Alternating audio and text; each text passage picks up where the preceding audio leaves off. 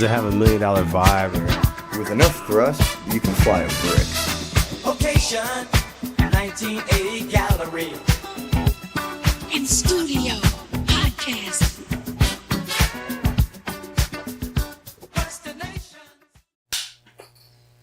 Hey art patrons, welcome back, art fans. Welcome back to Location 1980's Art Podcast. I'm your host, Jesse Fortune, with my co-host, Eric Ringman. Good evening again, everybody. And tonight's special guest, very, very long-time friend of the gallery, and much more than that, Mr. Scott Ludwig.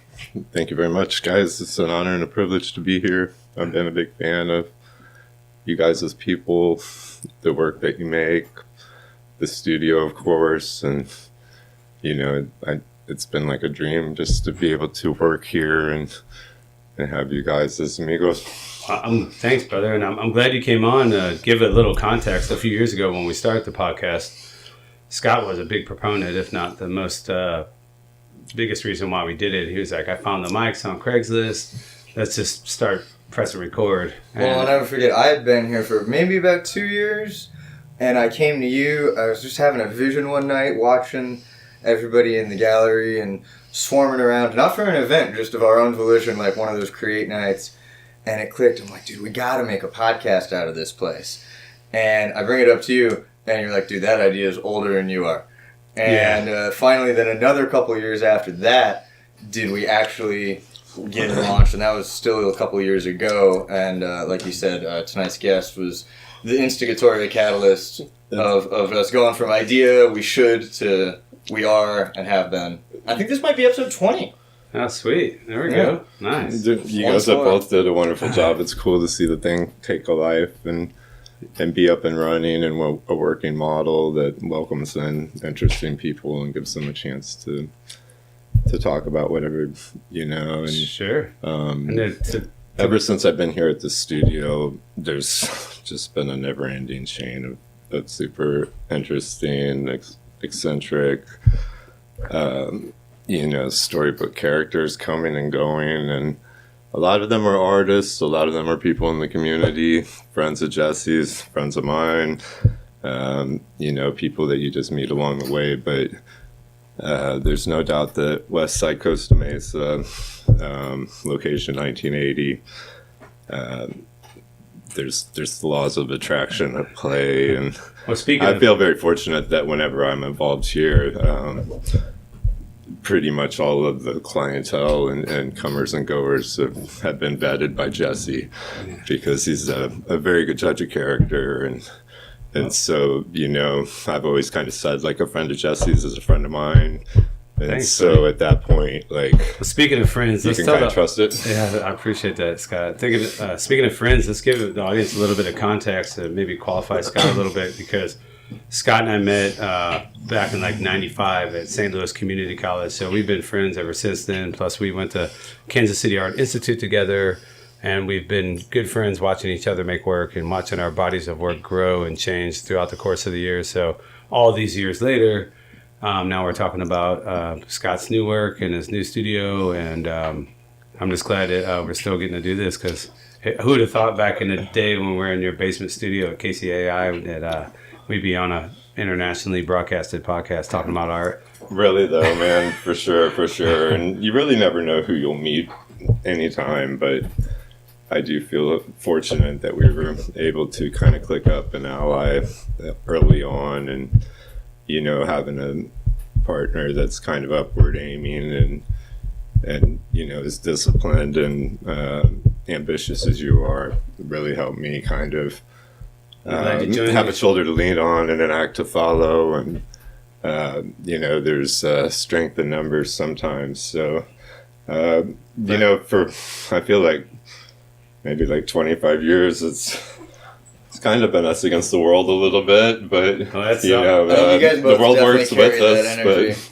But that's the artist plight in general, and it seems like the more artists in the more walks of life of artists that we meet, the more common theme that can be. It doesn't have to be. No, it's a universal, you know, etiquette for artists to help one another out, and if you see them suffering with their car or their lifestyle or whatever it might be, you know, you know, I've had people step up for me when things were really bad, and there was always other artists that really kind of felt where you're coming from. And even being here now, like, you just kind of go forward on the shoulders of the people who brought you in and held it down. And Eric, you while I'm very familiar with Scott's arc as a artist, you might have some questions about some back in the day kind of stuff. Definitely. And I want to tell a really brief story from pretty much when you first came here, when I first actually met you. And it was one of our legendary, world-famous figure drawing sessions. Uh-huh. So that's weekly, right? And this is maybe you'd been here for like 3-4 weeks at that time. You know, immediately friendly, immediately cool guy. Didn't really get to know you fast, though. It slowly evolved. And I know Jesse will be standing at one of the easels. Some of the artists sit, some of them stand. And we'll dance a lot during the painting process, which I think is awesome. And then the first time you're in figure, I see you doing the same thing, standing at one of the easels and dancing. And I think you, Jesse, you were out of the room, you know, taking care of business. And so somebody else who was a regular, they notice Scott and they're like, bro, like, you and Jesse, it's like the same school style. And you were popping in right as the guy saying, it's like, no, literally the same school. Yeah. So, like, I want to rewind with maybe even before that and necessarily before your guys' meeting, but you definitely own your own creativity. We've had a lot of late night talks, and I want to go to where was the first point that you started to feel that in yourself and or identify as creative, as an artist? Sure. Well, I remember clearly, like, learning to draw very early on with 16 by 24 newsprint and a drawing horse sitting down, and you know, everything is very kind of condensed. And then when we were able to step up to like a stand-up easel with a larger pad and a larger drawing board, we talking automatic, about teenage, or? Mostly figure drawing, but no, I mean, how old were you? Probably like early 20s. Okay. So like, you know, I'm just learning to draw, and now we're figure drawing and we're stepping it up a little bit. But at the same time, like, you know, if you stand up in a larger piece, you can naturally stretch out a little more and have a little more place to breathe. But I think it's very beneficial for an artist to step back and see what the piece looks like from afar, and then go back into it. And at the same time, stepping back and forth from the piece, like a big way or a big, you know, principle on painting and drawing is to kind of walk around a little bit to catch various angles of the model, to pick up different edges, sort of like cubism.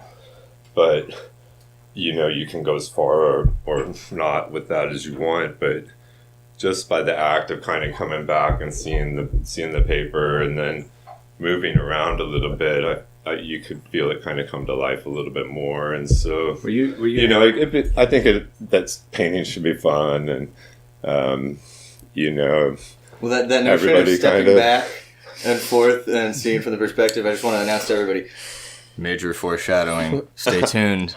Also, were you alluding more to like when he discovered his creative process? Yeah. I was, and maybe that is when it is. But I mean, something. If you're 20, that's like in the college years. Like, I was thinking what like drove you that direction? The very take it as far back as you want. You know, 4 in years terms old of or like something. big work or just drawing like.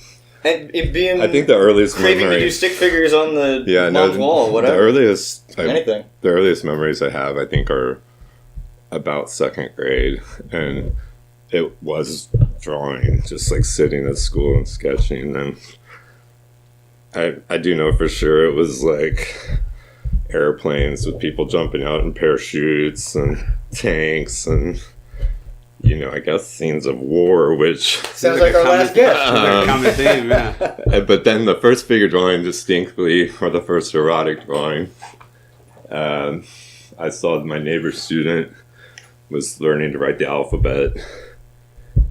So he did the lowercase w and then put 2 little nipples pointing down on him. And I was only in second grade, but I was just like, whoa, like, you know, like, Unlocked. number one, he Sounds might like get in place. trouble for that. And number 2, like, it kind of works, right? You just turn the whole chessboard into the third dimension right there. So my idea of boobs, like, the nipple would be more in the middle, like a circle, but nonetheless, like, You're having Yeah. your first inspiration and critique in 5 seconds of each other. That's awesome. so, that's what I wanted to do, was make art even as a child. And I would spend my time doing that. And eventually you would make clay sculptures or whatever, batiks, tie-dyes, ceramics, anything that you wanted, and that was just an escape from the academic curriculum and everything that was going on with me. So it was clear that I would do better in art classes maybe than calculus and physics. Yeah.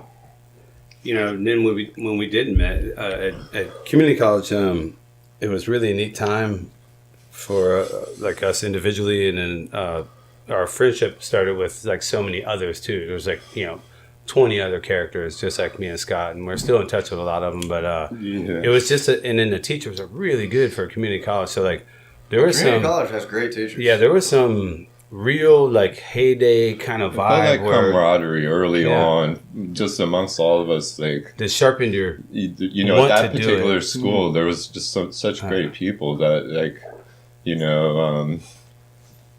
at first you just kind of get to know them, and then the next thing, like, you start pushing. you guys are good friends, and you So it spend sounds a like lot the of time healthy working. competition. Yeah, it really is, and different people have different relationships with the arts, and a lot of people don't just study it as a,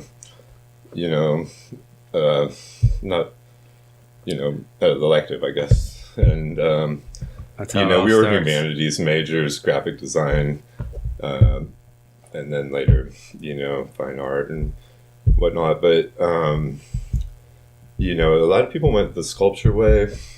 A lot of people. Let's mention our friend Adam Baggy, Sure, our Vegas Mike. He was one of our good roommates, and he was very gifted with illustration. Yeah, so the transition, if I will, Scott, if I may, Sure. the transition between a lot of the kids that we met in community college, a lot of them were like the high school prodigy type, including Vegas Mike, Adam Baggy, and then and some people chose to keep going to school. So me, Scott, and Adam actually all went together to the Kansas City Art Institute. We all got partial That was scholars. when you were 18? Or No, I was probably a little older than them. I was probably 23, but we decided as a small group amongst a bigger group that we're all going. We were very serious, or we were, passionate about art, but That was a big we step. were lucky. Like, we were able to get into it at a That's a community choice. college where it was nearby where we lived, and see if it was for us or not. And then ultimately, the art school had sent recruiters to check out portfolios and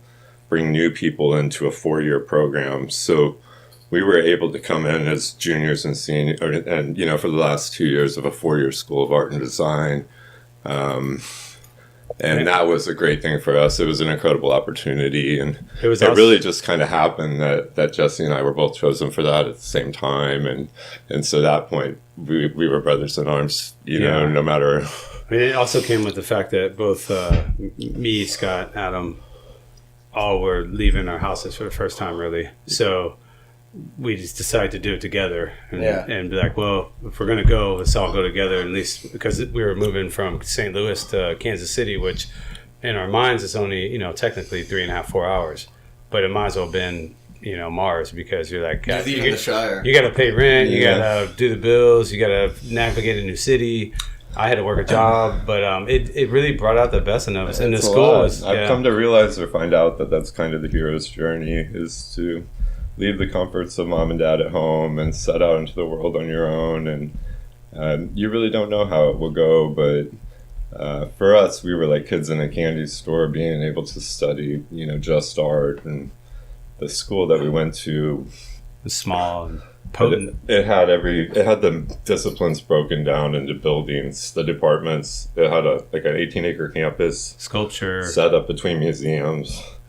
There were owners That of was pretty busy. like several 100-year-old mansions, and so it was a really cool experience to have. But it was really a nice feature for the departments to kind of be on their own, because then you could really get to know people that really excelled in other areas like ceramics or fiber or sculpture and or excelled in the category you were in. So like you'd see people that were just like rock stars. And I would say that went to the teachers and the professors as well, because they were so focused or specialized. Like I was learning under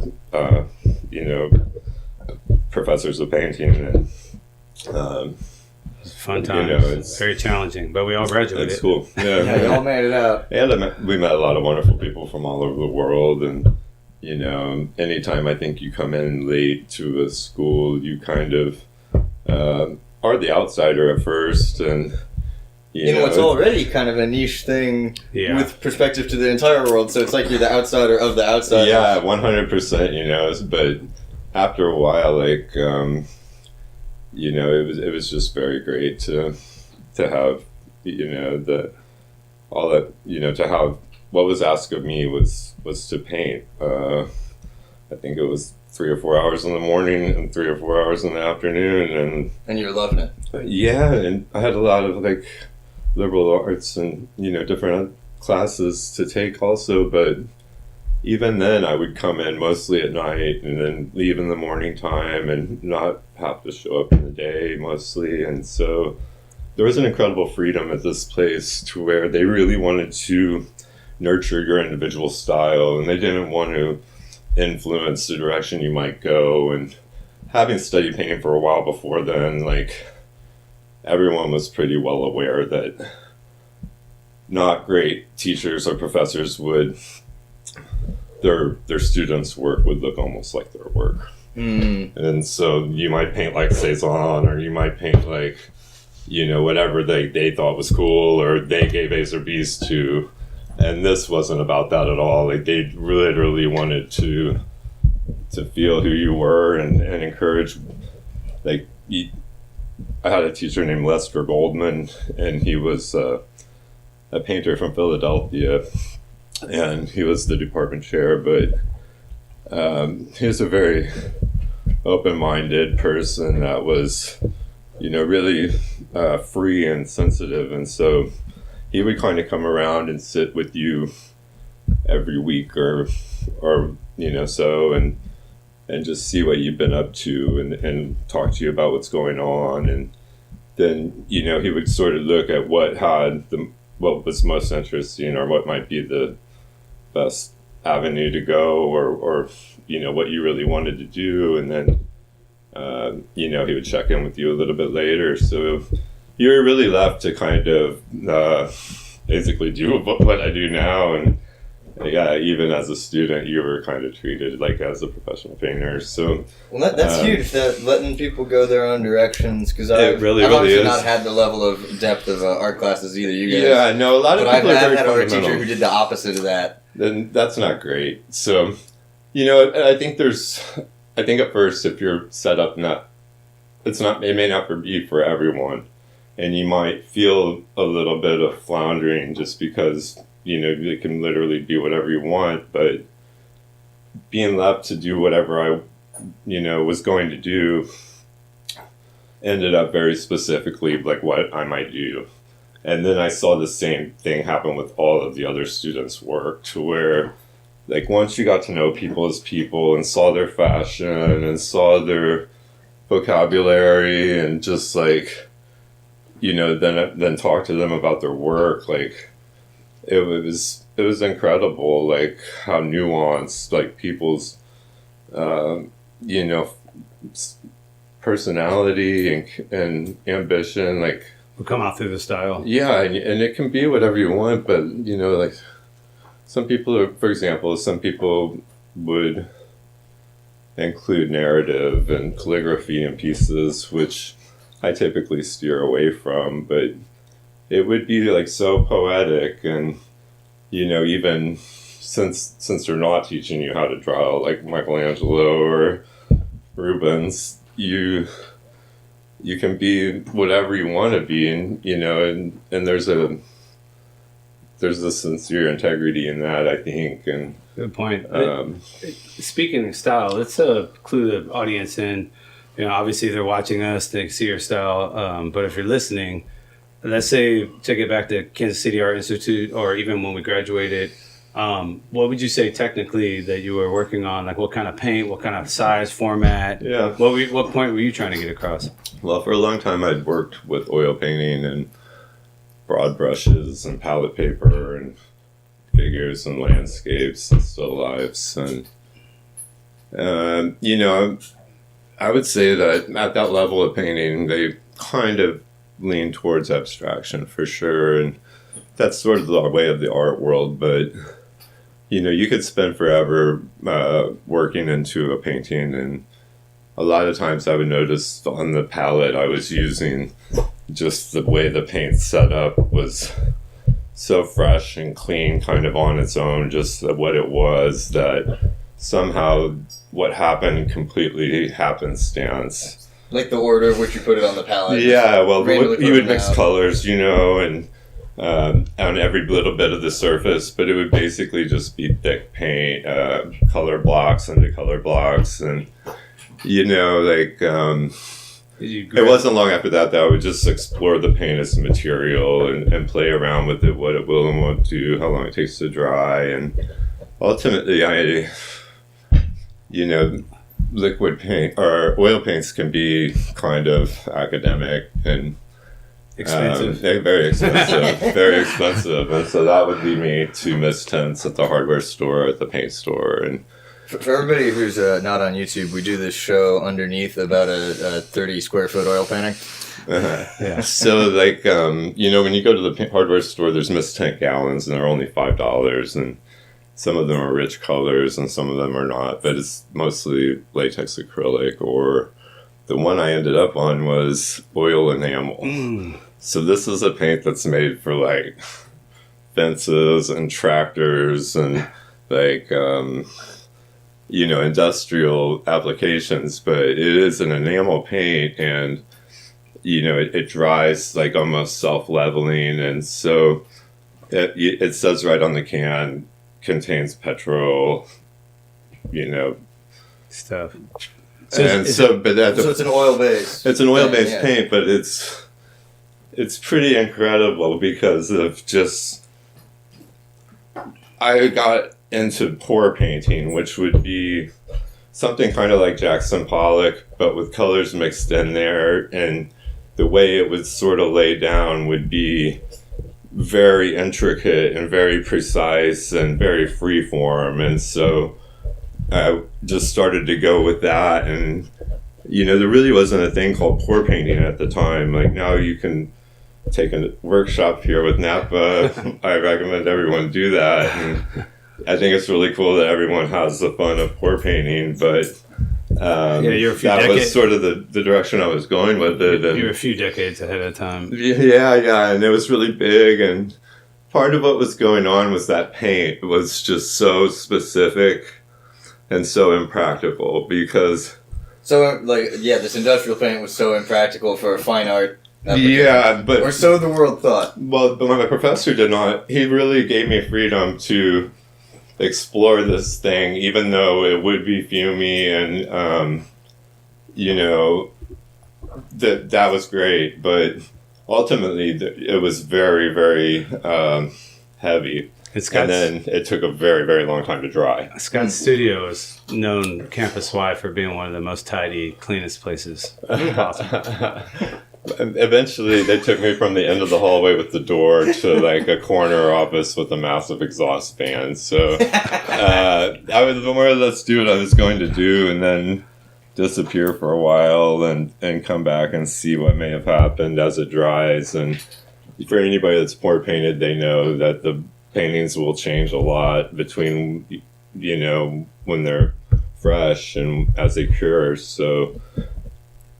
Sometimes you think you'd had something wonderful, and then you might return to something that kind of got washed out, or sometimes you might not think anything was really there, and then check it and see something interesting. I remember, though, all kidding aside, some of those late night sessions. So Scott and I were in different buildings, but the graphic design and painting were, I think, right next to each other, and I knew that. If anybody else is going to be up at midnight or 2 in the morning, it's going to be Scott. And I'd walk over down the basement stairs, and he'd be in there doing, getting crazy with it. And then those late night sessions were cool, like the really great critiques. No other artists around, no teachers around, and Scott like explaining his vibe, because he was ahead of the curve. Like you said, there wasn't a lot of pour painters. There was no other pour painters in that painting at the time, I don't think. But I was looking at it really as a painter is to they try were coming and out make fast. good compositions, and what I got to was like to really make like a profound piece that way. I felt like you needed to make a larger painting with more paint, and right away that's like an investment or like something a lot of people won't do. And there's a lot of happen chance, but it's an experimental way of painting, and and so it's interesting to just see what happens whenever you're working. Usually there's unexpected things that might happen that you feel like you can kind of isolate and break down. That's something that's fascinated me the whole time talking to you. And even there was a giant painting of yours that was in Jesse's old room for years.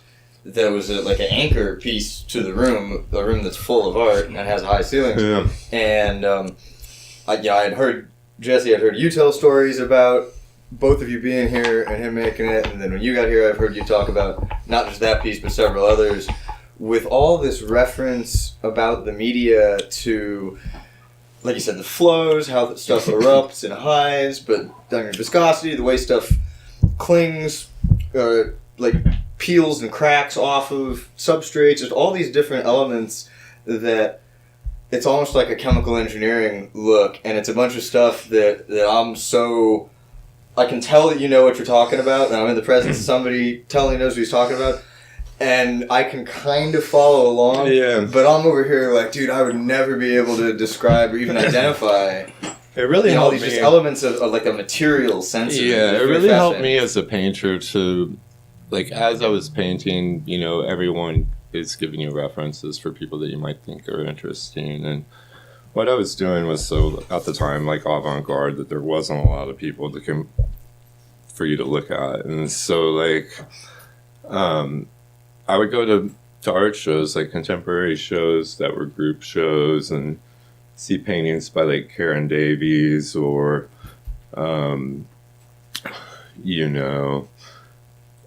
big contemporary aesthetic that kind of removed the hand of the artist through resin or through industrial applications, but would leave the viewer to wonder like how it happened. And as a break from the academic pursuit of painting with brushes. And well said. I was just locked into it right away, very, very intrigued, because it was just so sleek and just so like, fresh, that it was like, Damien Hirst, people that really, really, developed like, I had modern art classes or abstract classes, and a lot of people would focus on the work from New York painters and in the 90s, even like Terry Winters or Jasper Johns, and I never liked their work at all. Like, I didn't see any value in it at all, or Clifford Still, or a lot of painters like, I don't care for. So, this aesthetic was so modern and so great that I really believed in it because it was interesting, and that became an awareness that art could be anything. And so the more shows that you would see, the more you would recognize just like how eccentric like newer museums and places to display are, like architecturally, and then to like the point that I would push that art can really be whatever you want it to be. It can be anything. So speaking of which, let's jump forward to we'll catch the audience up to like modern times. We talked a lot about how you got your start and then your development at school, but now it's like you've been at 1980 making work for years, but just specific bodies of new work for the last 2 years intensely, and you got a new piece that's pretty dope. magnificent large format. Could you talk about your most recent body of work, or some of the Yeah, trappings of the new style? I would say like for the last 2 years, I've been making a series every 6 months. So it's been a lot of painting, and like it's been nice to focus on an exhibition of a series that is cohesive and makes sense, and then move on and do another whatever you want. And within that, you know, I've kind of sort of done what I've always done, and it's just sort of grown into something that makes more sense somehow. I mean, I don't really... We've switched to substrates, paints, format. Yeah, I'm working on canvas now. Like, I have done a lot of work that is kind of new agey or ultra contemporary, to where it's you know, exists just paint on its own, or it's done through corrugated polycarbonate, or in those paintings I kind of landed back on the stretched canvas surface and Why? decided, well, I just really... I guess both I really why like... enter and exit that phase. Let's hear Yeah, about yeah, no, both I saw the benefit of it. Like, I saw, like, the dedication to the history of painting in general. Like, I would say, like, one time I did the show, and instead of painting, I did 2D mixed media. And I just realized that really isn't who I am. And, like, it's almost remarkable that they would allow me to do painting, because my painting was so mixed media. Right. But it's always the stuff of painting. So I admired other artists like Bert Eisenherz. Shout out to Bert. He would work so hard all the time making super large format stuff, and I just really admired his work ethic and his grit and his dedication to the craft. And it's not easy. So, you know... We're talking specifically about the Beverly Hills Art Show exhibition. Happens twice a year, amongst other... May 17th and 18th. Yes, twice a year. Amongst other shows. That particular show is twice, though. Which but you've been in the last, like, 3? But, is it? I think this will be the 4th one. But this particular one's coming up 2025, May 17th and 18th. And Beverly Gardens, and I'll be number 352 on the corner in the same place. And I haven't done the show. I haven't done the show myself. And knowing some of the same artists, and help you design your booth, and just really take part in it, both as a featured artist and just helping artists and supporting artists. It's a great place. It's almost like another kind of school for like the contemporary work, because you can learn from some of the best. It's just like how they pack the work, how they ship it, how they set it up, let alone how they sell it, how they stand behind it and present themselves as artists, and how you're committed to doing this. And that was something that I really lacked, was the ability to play the game and show up and engage. And you know, after visiting the show, not as a non-participant, I was in awe of all of the artists and the area and the vibe. And you just feel like, you know, if anyone is considering doing this show, I recommend going to check it out and seeing if you might like to apply, because there's a few special things about the Beverly Hills Art Show. Number one is that it's outdoors in Beverly Gardens. Yeah, Beverly Gardens Park on Santa Monica Boulevard. It's juried by independent people every time. So, you know, the quality of work is very high, and the feedback you get is incredible. It's 40,000 people over 2 days, and the other special thing as an artist is that your take-home pay is pretty much everything, and as opposed to working with a gallery who normally takes up to 60% of. So rather than having a gallery and having your show or having your work locked up in a space for a month or so, you're there talking to people directly. You must be present, and you must explain what's going on. And so if anyone wants to buy art it's a great opportunity to mix it up with the creators. And like most people, you can just kind of talk to them and they're going to see the work, sort of like I was talking about in school, to where the person kind of matches the pieces in a certain way. So Like people look like their dog, kind of. Yeah, thing. totally. yeah. So Some of that work is that's so cool to me, to be able to really talk with people and to see people's reaction to it, and as opposed to having someone else explain it, or to me, part of the conversation should be the process, and the education of what may have happened there, and the engagement of how these people, who they are even, but just being open to whatever. As your long-time friend and colleague, I like to say that I've got to see you progress at all of these aspects of the show, including your aesthetic, and really put your best foot forward. And I would just say, here, I commend you on the effort and work that you've done, because it's obvious in the pieces. They're really fantastic, and I think you guys should check out Scott's work. Yeah, the same attitude of experimentation Yeah. that you're talking about in college. I've, even in 2 years only that I've been seeing you here, I've seen that same attitude come forth. And you even had that rule about exhibition, what you won't exhibit, and I'll let you give that to listeners. No, I mean, I don't think there's much rules, except you just want to keep it fresh. And well, I'm trying to steal a line he told me where he goes, "I don't want to ever show the same piece twice." And, I'm to somebody me, who makes stuff real slow, and I've shown every piece in here 12 times. And a lot of artists will that's have, impressive. I like they that. will always show their best pieces, and you might see them for 5 or 7 years before someone may or may not buy it. And to me, I don't look at it like as a fair to Vineyard Wares so much as a real life art show for people in the park there in Beverly Hills. So I break down and redesign the booth every season, and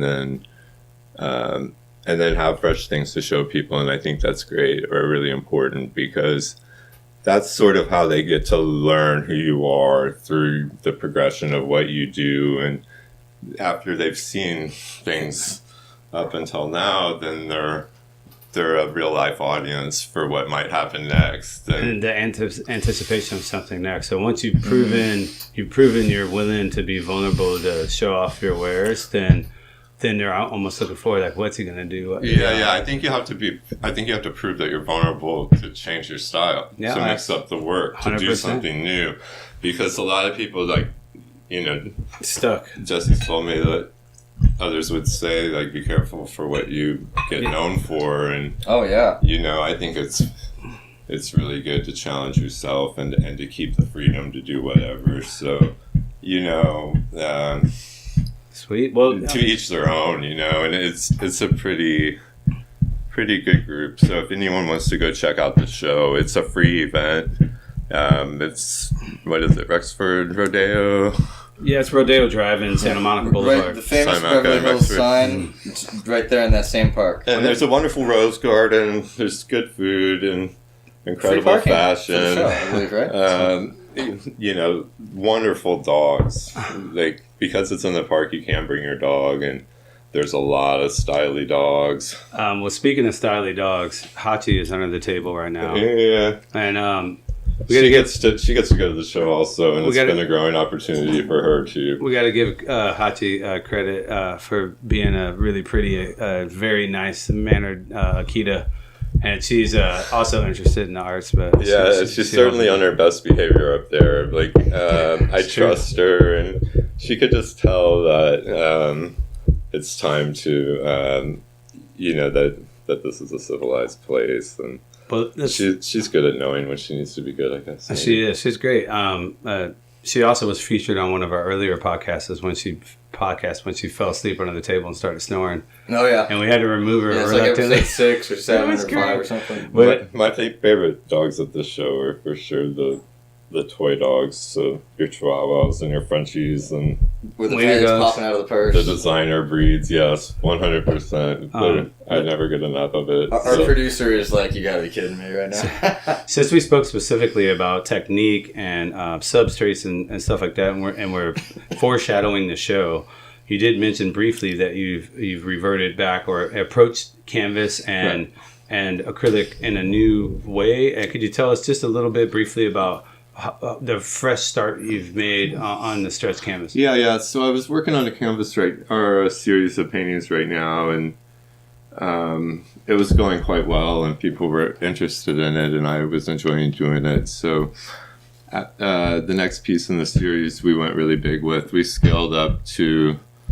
11 feet high by 16 feet wide, and that's an incredibly large canvas to stretch, and then a big project to take on. But in so doing, I also really kind of made the painting fresh to me, and kind of did what I wanted to do. And this included like a lot of metallics, a lot of matte, subtle palette, but featuring incandescent paints that change on your perspective and change with the light and change with the mood. And so you notice different parts of them, and it really kind of makes the painting come alive for me because it adds a layer of mystery or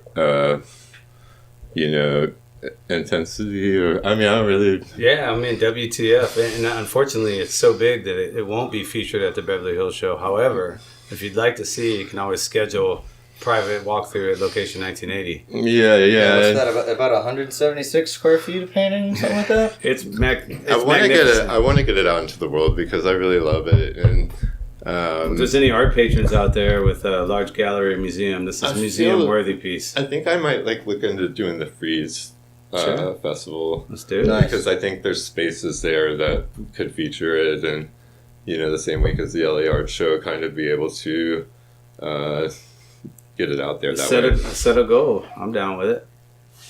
So if anybody out there could help me do that, if anyone has a space during the Freeze Festival, a gallery that wants a big cutting-edge brand new piece, that by all means come see it. But don't ask me to send you photos. These are things that have to be seen to be experienced. Amen. I'm not a big fan of social media, number one, that's a thing, but then also to JPEGs, and it doesn't translate. There's no comparison. Yeah. So this is real life, and that's why people wait in line at museums. I would say though, you've seen the pictures of Monet and Van Gogh, but then you go wait in line, you go to the museum, you're like, oh damn. Yeah. So you can't translate that into the. Yeah. So we talked about using the canvas and how that's kind of a traditional medium and something of art, and using the metallics and the incandescence and the fluorescence are, I feel like, the benefit to modern paint, like to acrylic paint, because the palette features all of these other things that, as an oil painter, you can't really find those. And in that way, just the materials themselves are fairly modern. Shout out to Nova Color. Yeah, Nova Color paint, and used to be by juniors, and Culver City. Yeah. Well, that being said, we're it's a paint factory. It is. It's a local paint factory, but you can go to novacolor.com if you're looking for a really high quality, good value paint. I highly recommend it. I've used it myself. They're so fresh, and they deliver. Yeah, I've used it myself for the whole 25 years I've been in California. But part of this paint, the Nova Color acrylic, is that it does not come in a tube. It comes in a bucket or a jar, and it's more or less the consistency of syrup, so you can pour it out. But they have an incredible palette, and then I think as a painter, you definitely want to mix a lot of your own colors, and so it's a good place to just kind of explore and then really come up with something brand new. Nice. And that you did, my friend, because your new piece is very epic. And we've talked a lot about technique and some old stories. This episode's a little more brief than we'd like, and you're going to be back on anyway. Yeah, man, anytime. It's always a pleasure to see you guys. Well, also, we're not quite done yet, but I just want to say, Eric and I and you, we've done this podcast 4 times in this room without the microphones or the camera. 40. I was gonna say 400. So it's been really fun, and instead of a serious tip, now that they know about the show and they know about your new work, let's have a little fun with it. You know, we got a new game that Big Cypher came up with, and it's called the Palette Confessions. And so, like, I'm going to read one, and Eric will read one, and just answer however you want. It's not serious. It's something fun for the audience. What color do you overuse, and why? Oh, wow.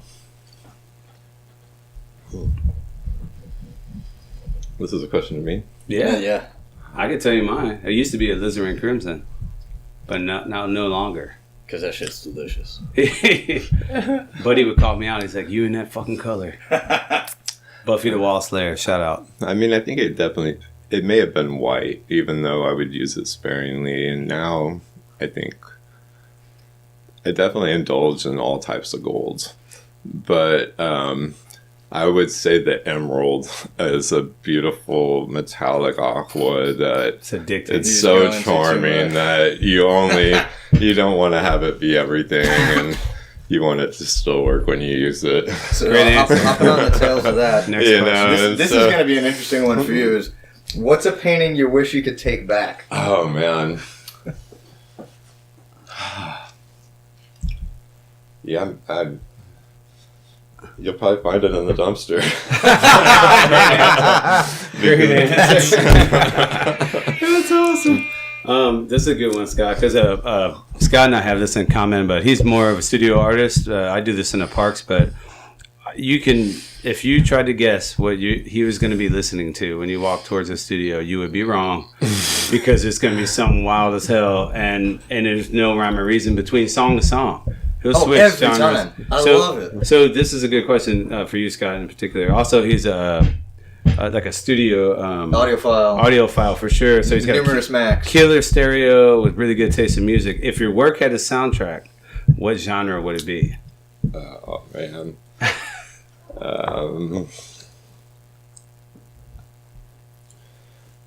And not stuck forever with it. No. It's Lil Wayne. and if, George Clinton would probably be the house soundtrack. But when I'm working, for sure. when I'm working, it's Lil Wayne mixtapes. All right, so you've gotten, ladies and gentlemen, a peek through the keyhole into the eclecticism via soundtrackings. How about what's the weirdest thing someone has said about your art? That's a good question,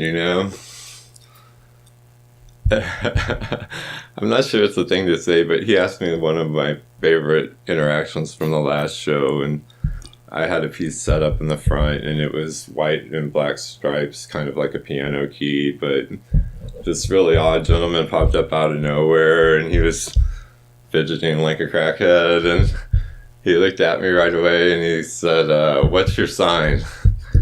And I said, "Libra." And then he said, "Libra with the zebra." And then he ran away.